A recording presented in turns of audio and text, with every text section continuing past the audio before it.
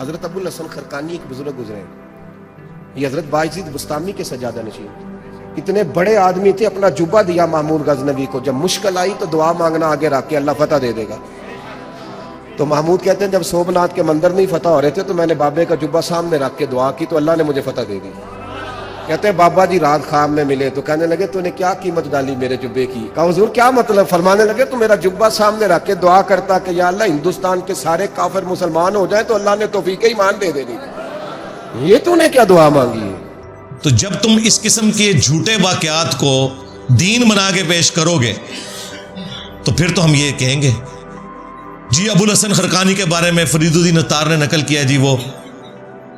خواب میں آگے محمود غزنوی کے سومناتھ پہ آخری حملے کے وقت اس نے وہ جبہ لے کے دعا کی تھی، اندازہ کرو۔ بابا جی ناراض، بابا جی ہاں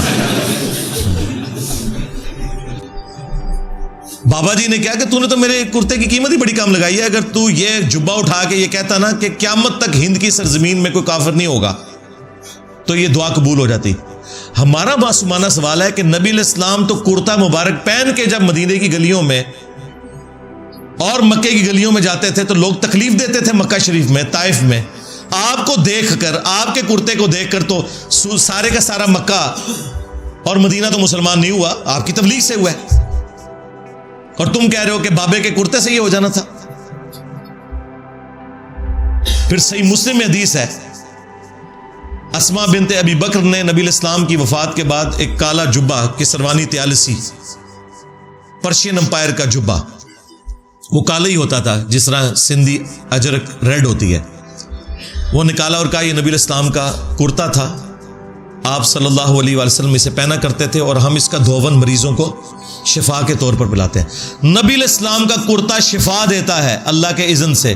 لیکن صحابہ کرام نے جنگ قادسیہ اور یرموک میں نبی کا کرتا نہیں پیش کیا کہ جتنے یہاں پہ رومن امپائر کے لوگ ہیں سارے کے سارے مسلمان ہو جائیں اس کی برکت سے، تو تیرے بابے کا کرتا اتنا بڑا کتوں ہو گیا؟ کہانیاں کروانا ہے؟ کہتا جی نبی کے ساتھ کیوں کمپیئر کرواتے ہو؟ اس لیے کہ ہمارا نبی وہ ہے جس کی قبر مدینے میں، ہم نے کلمہ اس کا پڑھا ہوا ہے نا۔ تمہارا نبی کون ہے وہ بتاؤ؟ کہیں وہ تو نہیں ہے جس نے کہا تھا کہ میرا جھنڈا محمد کے جھنڈے سے بھی بڑا ہوگا، باعزید بستامی؟ ہاں، اور تمہارے مولوی دفاع کر رہے ہیں کہ اللہ بول رہا تھا ان کے منہ سے،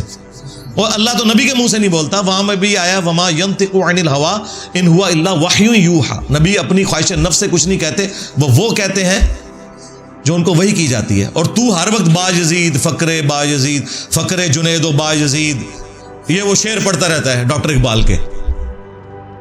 بھائی ہمیں یہ اختلاف ہے، کیوں اس نے کہا لوائی اعظم من لوائی محمد، میرا جھنڈا محمد کے جھنڈے سے بڑا ہوگا، قیامت کے دن کا جھنڈا تو ہمارے نبی علیہ السلام کے پاس ہوگا۔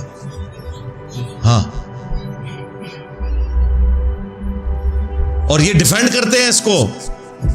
تو بھائی اگر بزرگوں کی عزت کروانی ہے، ان کا ایمان بچانا ہے تو ان سارے واقعات کو جھوٹ کہہ دو۔